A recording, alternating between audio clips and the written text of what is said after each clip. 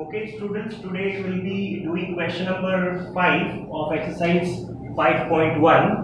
Question number 5 says, in question number 4, right? इसका मतलब ये कि हम जो question number 5 कर रहे हैं स्टूडेंट, ये एक्चुअली question number 4 यानी इससे पहले वाले क्वेश्चन से जो है रिलेटेड है, जो हमने अपने लास्ट वीडियो में सॉल्व किया था। तो एक बार हम आगे क्वेश्चन पढ़ने से पहले हम एक काम करते हैं, क्वेश्चन नंबर 4 जो हमने लास्ट टाइम किया था उसका एक डायग्राम जो है हम ड्रॉ कर लेते हैं। तो क्वेश्चन नंबर 4 के अंदर जो डायग्राम था स्टूडेंट वो कौन सा था? वो कुछ इस तरह से था। There was a line segment A and B and there was a point in the middle of line segment AB, that is C. Okay, so this was the figure। और उस केस में हमको जो है फोर्थ क्वेश्चन नंबर 4 में हमको यूं दिया था कि AC is equal to BC। This was given, AC is equal to BC, ये चीज दी थी और हमने इसकी हेल्प से क्या प्रूव किया था? That is AC is equal to half of AB, ये चीज हमने लास्ट टाइम प्रूव की थी। तो this is for recollecting। Now we'll read the question। In question number 4, point C is called a midpoint। तो उसको हम क्या बोलते हैं? It is called a midpoint of line segment AB। Okay, तो इस केस में हमें ये प्रूव करना है कि जब उन्होंने बताया है लाइन सेगमेंट AB का जो मिड पॉइंट है that is C, then we need to prove that every line segment has one and only one mid point, यानी कि हर एक लाइन सेगमेंट का सिर्फ एक ही मिड पॉइंट होता है। ठीक है, तो ये चीज हमें प्रूव करनी है। तो will start with the given part. तो हमें इस क्वेश्चन के अंदर क्या इंफॉर्मेशन दी है? Point C is the mid point of AB, right? यहां पे हमें ये प्रूव करना है कि कोई भी लाइन सेगमेंट का सिर्फ एक ही मिड पॉइंट होता है। तो हमें दिया क्या है यहां पे? अ लाइन सेगमेंट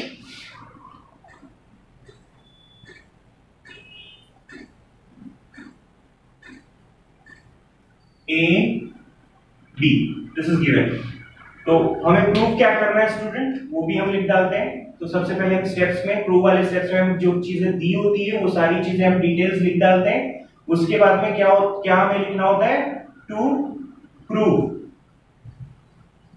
यानी जो चीज हमें प्रूव करनी है। ठीक है, तो क्या प्रूव करना है? हमें ये प्रूव करना है that every line segment has only one mid point. That means यहां पे कौन सा लाइन सेगमेंट की हम बात कर रहे हैं? Line segment AB। तो line segment AB has only one mid point. ठीक है, तो हमें ये चीज प्रूव करनी है। चलो इसके बाद में हम सीधे जो है डायरेक्टली प्रूफ से स्टार्ट करते हैं। तो प्रूफ हमारा यहां से स्टार्ट होता है।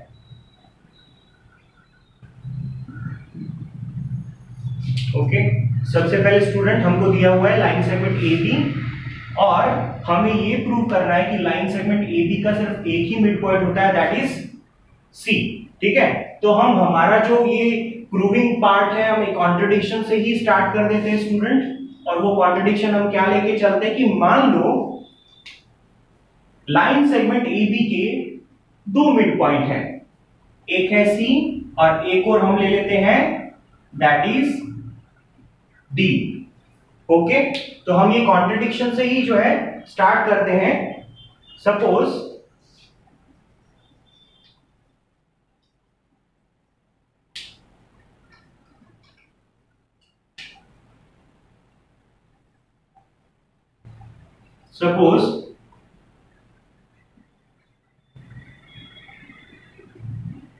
line segment AB is having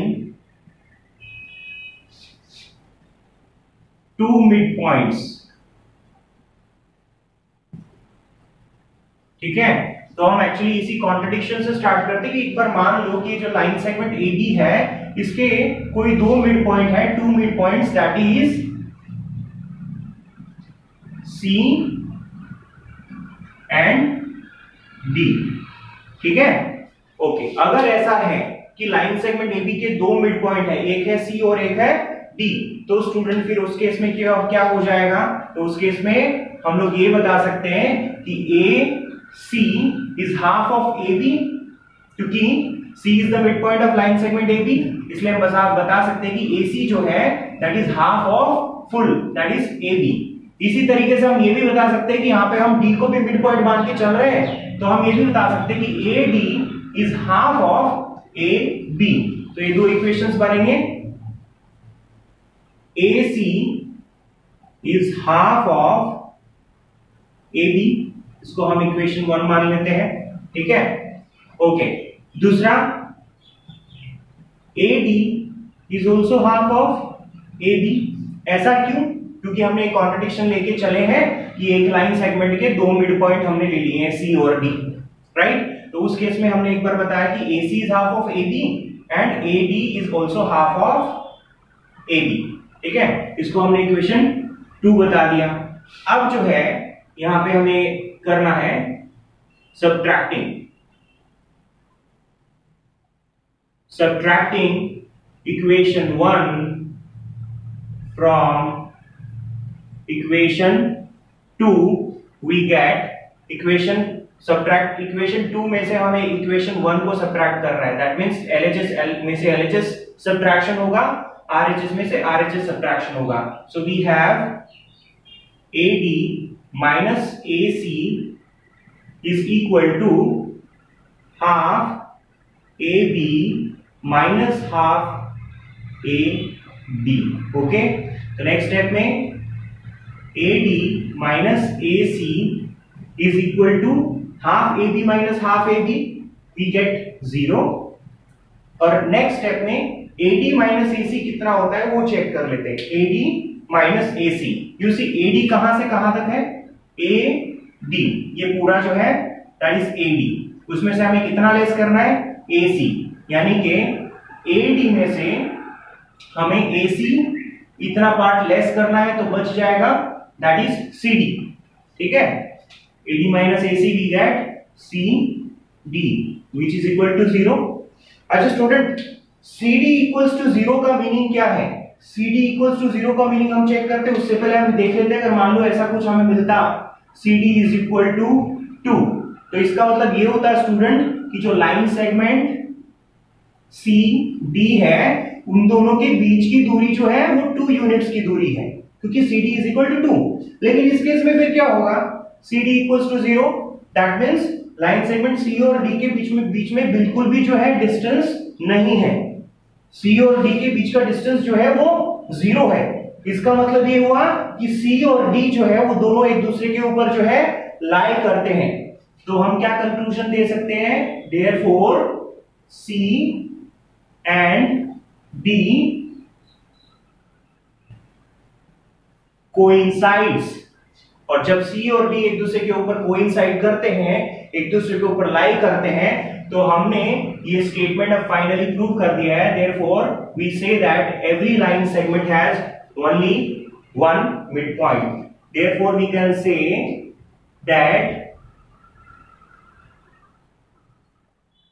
every line segment has one and only one midpoint।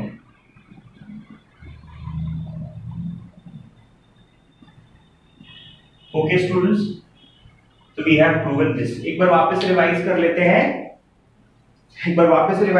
हैं, just a second. Question number 5 जो है वो एक्चुअली क्वेश्चन नंबर 4 से रिलेटेड है। क्वेश्चन नंबर 4 में हमने क्या देखा था, ऐसा कुछ डायग्राम था that is line segment AB, और उस केस में उस क्वेश्चन में हमें दिया था कि C जो है उसका मिड पॉइंट है। तो उसमें हमने जो है क्वेश्चन में ऐसा दिया था AC is equal to BC, right. और उसमें से हमने क्या प्रूव किया था, that is AC is equal to half of AB, right. ये था क्वेश्चन नंबर 4। तो उसके अकॉर्डिंगली हमने क्वेश्चन जो है डायग्राम ड्रॉ किया है। अब आगे क्या बोल रहे हैं कि यहाँ पे point C is called the mid point of line segment, right. Point C is called the mid point of line segment. ये कौन से केस में था, क्वेश्चन नंबर 4 में, ठीक है। यहाँ पे उन्होंने बोला है कि we need to prove that every line segment जो है has one and only one mid point, यानी कि हर एक लाइन सेगमेंट का सिर्फ एक ही मिड पॉइंट होगा, ठीक है। तो हम इसका एक्चुअली जो प्रूफ है स्टूडेंट वो हम एक कॉन्ट्रडिक्शन से स्टार्ट कर देते हैं। कॉन्ट्रडिक्शन का मतलब विपरीत केस, ठीक है, जो उल्टा केस होता है वहीं से शुरू कर देते हैं। सबसे पहले हम जब भी प्रूव वाले सम्स करेंगे, सबसे पहले गिवन यानी कि जो इंफॉर्मेशन हमें दी है, हमें क्या दिया है, लाइन सेगमेंट AB दिया हुआ है। प्रूव क्या करना है, to prove that means line segment AB has only one mid point, ये हमें प्रूव करना है। उसके बाद में हम प्रूफ यहां से स्टार्ट करते हैं, कॉन्ट्रडिक्शन से स्टार्ट करते हैं। सपोज मान लो a line segment AB is having two mid point, हमने क्या मान के चले हैं, लाइन सेगमेंट AB जो है it is having two mid points, ठीक है, that is C and D। तो हमने कोई भी दो पॉइंट ले लिए यहाँ पे लाइन सेगमेंट AB के ऊपर, एक C ले लिया और दूसरा D ले लिया, और दोनों को हम मिड पॉइंट मान के चल रहे हैं। ओके, तो अगर ऐसा है स्टूडेंट, अगर C is the mid point, तो हम बता सकते हैं कि AC is half of AB, तो first equation AC is half of AB, और अगर DB उसका मिड पॉइंट है तो we will say AD is half of AB, AD is half of AB। दोनों इक्वेशंस को हम जब सब्ट्रैक्ट करते हैं, एक्चुअली इक्वेशन 1 हम जो है सब्ट्रैक्ट करते हैं from equation 2, so we write AD minus AC। जब हम सब्ट्रैक्शन करते हैं ये स्टूडेंट्स दो इक्वेशंस को, तो LHS पार्ट अलग सब्ट्रैक्शन होता है, RHS पार्ट अलग जो है सब्ट्रैक्शन होता है। तो AD minus AC is equal to half AB minus half AB, half AB minus half AB same quantity में से सब्ट्रैक्ट हो रही है, तो उस केस में आंसर आएगा 0।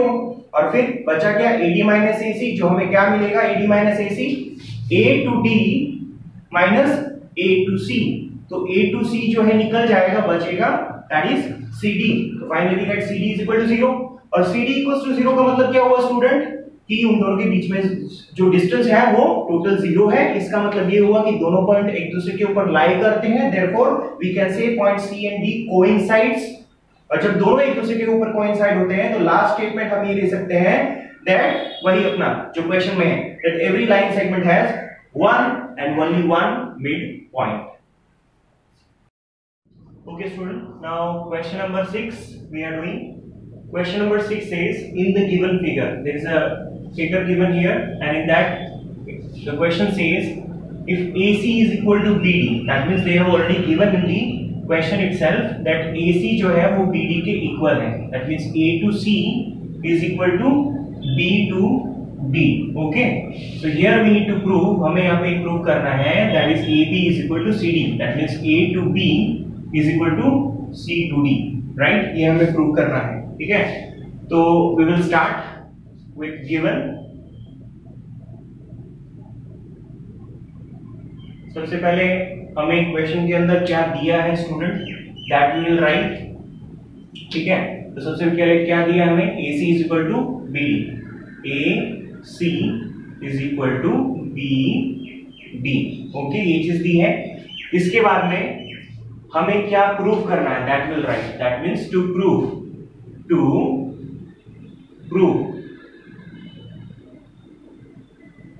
क्या प्रूव करना है, तो हमें प्रूव करना है that is they are telling AB is equal to CD, हमें प्रूव करना है AB is equal to CD, okay.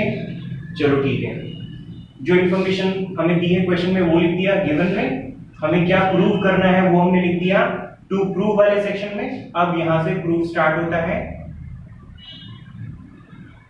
Proof. Students सबसे पहले हम ऐसा बिगिन करेंगे, जो हमें इंफॉर्मेशन पहले से दी हुई है क्वेश्चन में, हम वहीं से शुरुआत करेंगे। सो वी हैव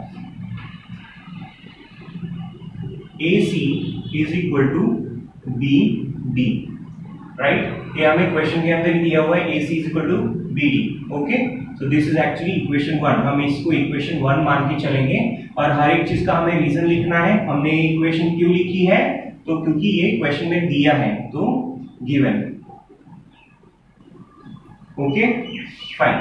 अब देखो स्टूडेंट, ये जो B है, B पॉइंट, ये एग्जैक्टली जो है ये A और C जो लाइन सेगमेंट AC है इसके बीच में कहीं पर है B पॉइंट, तो उसमें से हम एक इक्वेशन बनाएंगे। उसी तरीके से हमने पहले AC लिया, अब हम लेंगे BD।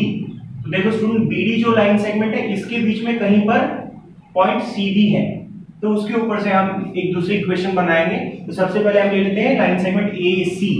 जब हम AC की बात करेंगे तो B एक पॉइंट रहेगा जो उनके बीच में कहीं पर है, राइट। तो हम इस तरह से लिखेंगे since D is the point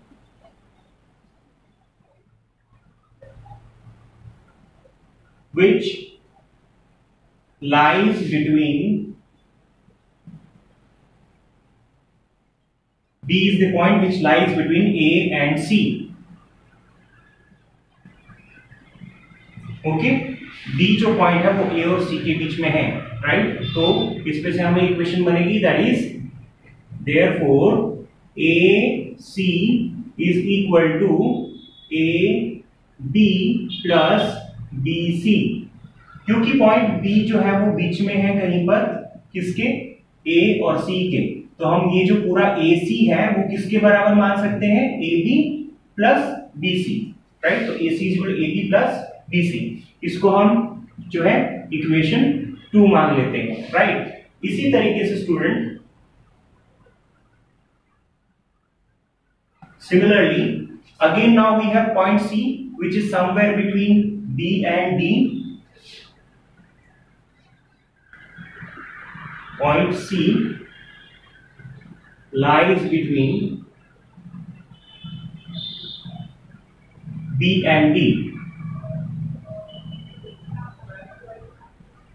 okay, तो उसमें से हम क्या लिख सकते हैं? therefore BD, ये पूरा BD will be equal to CD plus BC. BD is equal to CD plus BC, ठीक है? इसको हम इक्वेशन नंबर 3 बोल सकते हैं, राइट? तो अब देखो स्टूडेंट, एक कंक्लूजन यहां पे हमें देना पड़ेगा फ्रॉम इक्वेशन 1, 2 एंड 3। हम इसमें से क्या कंक्लूजन दे सकते हैं? तो इक्वेशन 1, 2 एंड 3, इन तीनों को पहले ऑब्जर्व करते हैं स्टूडेंट। पहले देख लेते हैं इक्वेशन नंबर 2। इक्वेशन नंबर 2 क्या बोल रहा है? AC is equal to AB plus BC, ठीक है? और सेकंड जो है third equation that is BD is equal to CD plus BC। AC is equal to AB plus BC, BD is equal to CD plus BC। लेकिन AC और BD के बारे में यहाँ पे इक्वेशन नंबर 1 में क्या बताया है कि AC is actually equal to BD, जो कि क्वेश्चन में दिया है। AC is equal to BD, ये इक्वेशन 1 में ही बता दिया है, राइट? तो AC is equal to BD, that means ये जो AC है वो पहले सेकंड इक्वेशन में, और जो BD है वो तीसरे इक्वेशन में, वो दोनों एक दूसरे के इक्वल है, राइट? अब स्टूडेंट, जब भी कोई दो इक्वेशन में LHS पार्ट अगर इक्वल होता है तो उसके RHS पार्ट को हम जो है कंपेयर कर सकते हैं, राइट? तो चलो करते हैं कंपैरिजन। हमने लिखा हुआ है फ्रॉम इक्वेशन 1, 2 एंड 3 हम दोनों को कंपैरिजन कर देंगे, क्योंकि उनके LHS पार्ट इक्वल है तो ऑफ कोर्स उनके राइट हैंड साइड पार्ट भी इक्वल होंगे। तो AB plus BC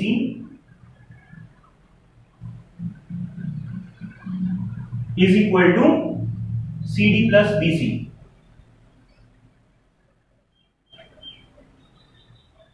Okay, AB plus BC is equal to CD plus BC.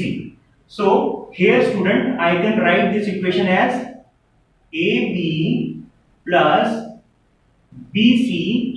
LHS और RHS में अगर सेम टाइप का ऑपरेशन करूं स्टूडेंट तो इससे कोई फर्क नहीं पड़ता है। अगर सेम क्वांटिटी में दोनों साइड में से सब्ट्रैक्ट करता हूं तो कोई फर्क नहीं पड़ता है, क्योंकि ये हमने एक एक्सियोम में ऑलरेडी पढ़ चुके हैं यूक्लिड्स के, राइट? तो अब यहाँ पे AB जो मैंने ऊपर से लिखा प्लस BC वो भी ऊपर से लिखा, इसमें से मैंने BC जो है वो सब्ट्रैक्ट किया है।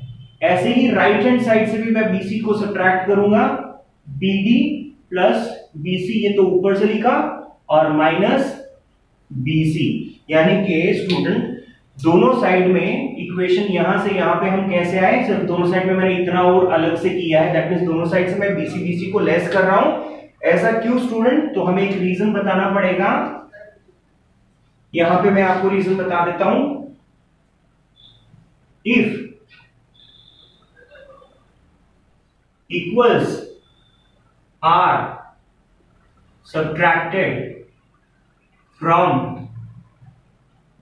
equals, then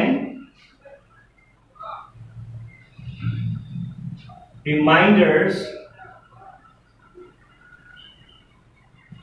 are also equal. Okay, तो ये हमने एक्सियोम पढ़ा है यूक्लिड का, तो अब दोनों साइड से हमने इक्वल इक्वल को सब्ट्रैक्ट किया है। अब देखो हम इजीली जो है इसको कैंसिल कर सकते हैं। यू सी, अंडरस्टैंडिंग के लिए plus BC minus BC cancel हो जाएगा, यहाँ पे plus BC minus BC cancel हो जाएगा, बचा क्या, that is A B is equal to C D. Students यही हमें प्रूव करना था, A B is equal to C D, right, A B is equal to C D. Okay students, now we are doing question number 7. so question number 7 जो है exercise 5.1 का last sum है। question number 7 क्या कहता है, why is axiom 5 in the list of axiom Euclid's axiom considered a universal truth। यानी कि question क्या बोल रहा है कि जो यूक्लिड ने जो बहुत सारे एक्सियोम दिए थे उसका जो पूरा लिस्ट है, उसमें से जो एक्सियोम नंबर 5 है उसको हम यूनिवर्सल ट्रूथ जो है वो क्यों मानते हैं, राइट। सबसे पहले यूनिवर्सल ट्रूथ किसे बोलते हैं वो हम थोड़ा समझ लेते हैं। Universal truth mean something student, ऐसा कोई स्टेटमेंट या ऐसा कोई फैक्ट जो कि हर कंडीशन में, हर सिचुएशन में, हर एक सर्कमस्टेंसेस में और दुनिया के कोई भी पार्ट में जो है वैलिड होता है, वो ट्रू होता है, ठीक है। एक जगह पे वो सही और एक जगह पे वो गलत हो जाए ऐसा कभी नहीं होता। उसकी सत्यता, उसकी जो ट्रूथ है, उसकी सत्यता हर जगह जो है वो बरकरार रहनी चाहिए। ऐसे स्टेटमेंट या ऐसी परिस्थिति को हम जो है यूनिवर्सल ट्रूथ बोलते हैं। तो यहाँ पे सबसे पहले ये देखना होगा स्टूडेंट्स कि एक्सियोम नंबर 5 जो है यूक्लिड का वो कौन सा है। हमने कुछ एक्सियोम्स पढ़े थे लास्ट टाइम।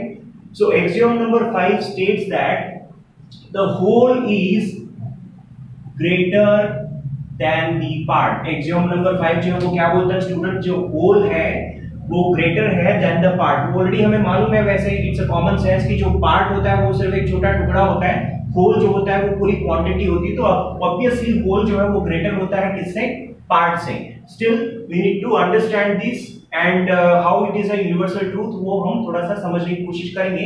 हम दो अलग अलग केसेस ले लेते हैं स्टूडेंट, केस 1 और एक केस 2 ले लेते हैं, ठीक है। तो हम दो केस लेकर के थोड़ा अंडरस्टैंड करने की कोशिश करेंगे। स्टूडेंट जो पहला केस हम जो ले रहे हैं that is in the field of mathematics में ही ले लेते हैं,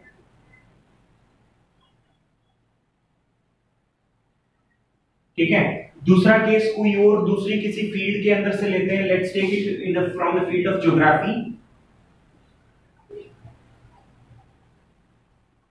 ठीक है। तो सबसे पहले मान लो स्टूडेंट हमने जो है एक केस लिया है from the field of mathematics, ठीक है। तो उस केस में स्टूडेंट्स सपोज या let there is one T, quantity T which is the whole quantity, ठीक है। एक हमने जो है एक क्वांटिटी ले ली है टी, जिसको हम क्या कंसीडर कर रहे हैं, होल क्वांटिटी, ठीक है। एंड कोई भी दूसरी क्वांटिटीज है ए या तो B and comma C are actually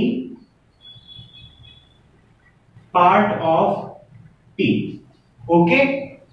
तो इस केस में हम स्टेटमेंट को कैसा लिख सकते हैं, मैथमेटिकल इक्वेशन के फॉर्मेट में, क्योंकि हमने टी को होल क्वांटिटी माना है और ए या बी या सी को हमने उसका जो है पार्ट माना है। तो we can say that T is equal to A plus B plus C, okay. तो यहां पे we can say that T is the whole quantity and A part A, B and C are simply a part of T, are part of T, okay। so इससे क्या imply होता है, इससे ये imply होता है the whole is greater than the part, whole is greater than the part, ठीक है। ये केस में हमने अंडरस्टैंड किया। सेकंड केस हम ज्योग्राफी में से ले लेते हैं स्टूडेंट। मान लो देयर इज अ कॉन्टिनेंट,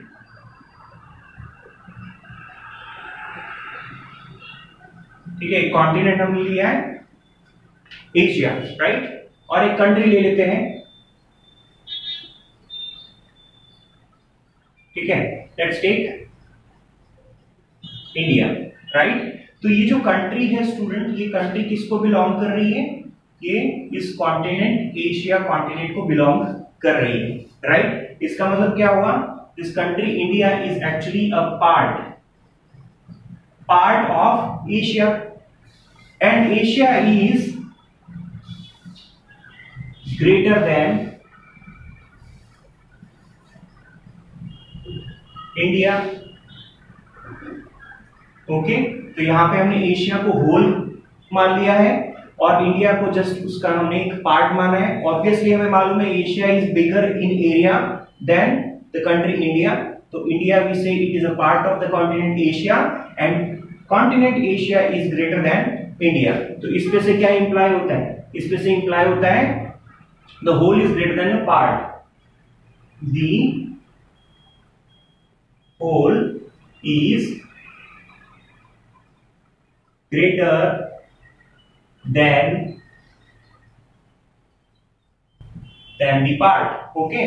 तो ये चीज स्टूडेंट्स इंप्लाई करती है anywhere in the world, right. तो ये चीज कोई एक पर्टिकुलर फील्ड के लिए, खाली मैथमेटिक्स के लिए नहीं है, ये हर एक फील्ड, हर एक सिचुएशन, हर एक सर्कमस्टेंसेस और दुनिया में धरती पे कहीं पर भी ये चीज अप्लाई होगी कि जो होल क्वांटिटी होती है वो हमेशा बड़ी होती है किससे? पार्ट से। तो actually this is only explanation part है स्टूडेंट, आपको आंसर में तो खाली सिर्फ इतना पार्ट लिखना है, ठीक है। तो क्या है एक्सियम 5 क्या स्टेट करता है? The whole is greater than the part. This axiom is known as the universal truth. इसको हम यूनिवर्सल ट्रूथ इसलिए बोलते हैं because it holds true in any field, it holds true in any field and not just in the field of mathematics। सिर्फ mathematics के field में ही true hold नहीं होता है, it holds true in any field, in any circumstances, at any situations, anywhere in the world, okay। So this is a universal truth। So students, we have completed all the questions in exercise 5.1. now we will continue with the next exercise, that is 5.2, in our next upcoming videos. Till then, keep practicing. In this way you will improve a lot. Thank you.